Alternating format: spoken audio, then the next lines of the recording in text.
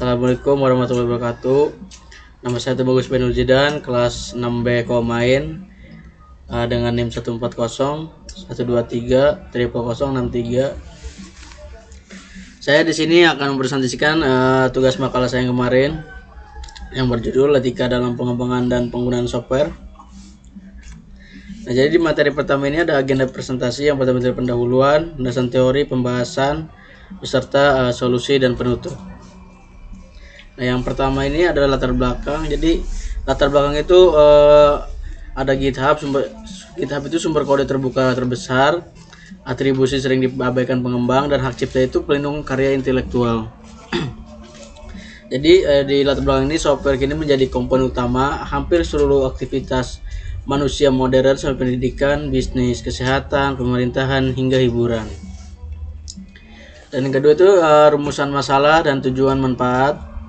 Jadi di rumusan masalah di materi saya ini ada 5 masalah. Yang pertama itu apa yang dimaksud dengan plagiarisme kode. Yang kedua, bagaimana hak cipta diterapkan pada perangkat lunak. Yang ketiga, apa saja lisensi perangkat lunak yang umum digunakan. Dan yang keempat itu bagaimana etika penggunaan kode open source. Dan yang terakhir, bagaimana upaya pencegahan plagiarisme. Dan juga di tujuan penulisan ini bagaimana memahami hubungan antara etika profesi, hak cipta, dan penggunaan perangkat lunak secara bertanggung jawab. Lalu yang terakhir juga di manfaat penulisan, menambah wawasan mengenai pentingnya penghormatan terhadap karya intelektual di bidang teknologi informasi. Dan materi yang landasan teori yaitu etika profesi dan pengembangan software. Jadi etika profesi itu prinsip moral, pedoman kerja, kejujuran, tanggung jawab, penghormatan privasi, keamanan data, dan HKI.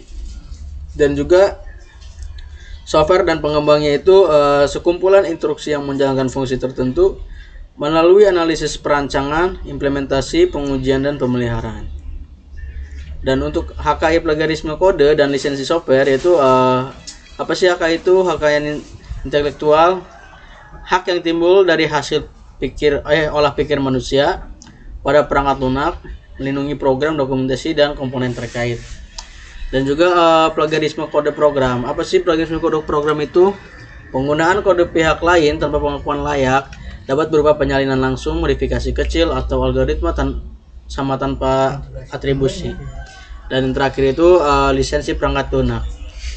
Lisensi perangkat lunak itu perjanjian penggunaan software, contoh MIT license, GPL, Apache license, BSD license, dan lisensi properti.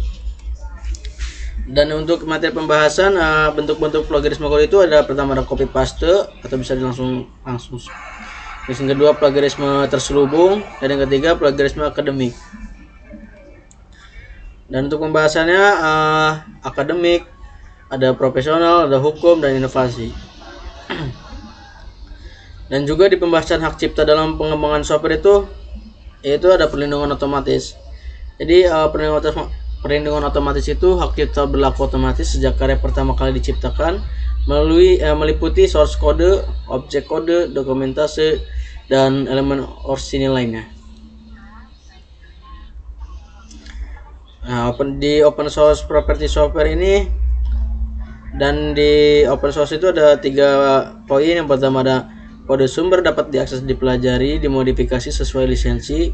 Dan poin kedua mendorong kolaborasi transparansi. Dan yang terakhir itu contoh Linux, Apache, PostgreSQL. Dan di proprietary ini ada 3 poin. Poin pertama itu kode sumber tertutup, jadi dibatasi ketentuan pemilik. Poin kedua itu dukungan resmi dan kontrol kualitas lebih ketat. Dan poin terakhir itu Microsoft Windows dan Adobe Photoshop.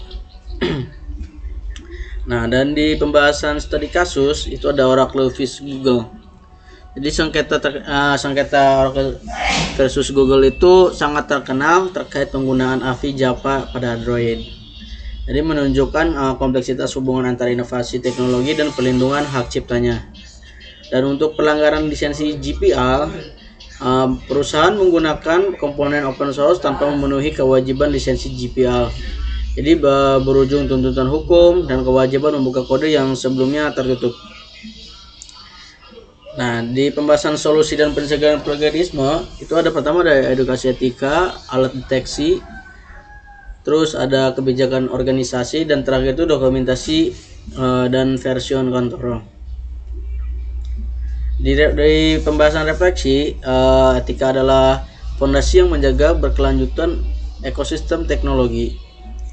Jadi plagiarisme ini bukan sekedar persoalan teknis, jadi melainkan persoalan moral dan profesional. Jadi bisa juga menghargai karya orang lain. Pengembang dapat membangun lingkungan yang lebih adil dan inovatif produktif.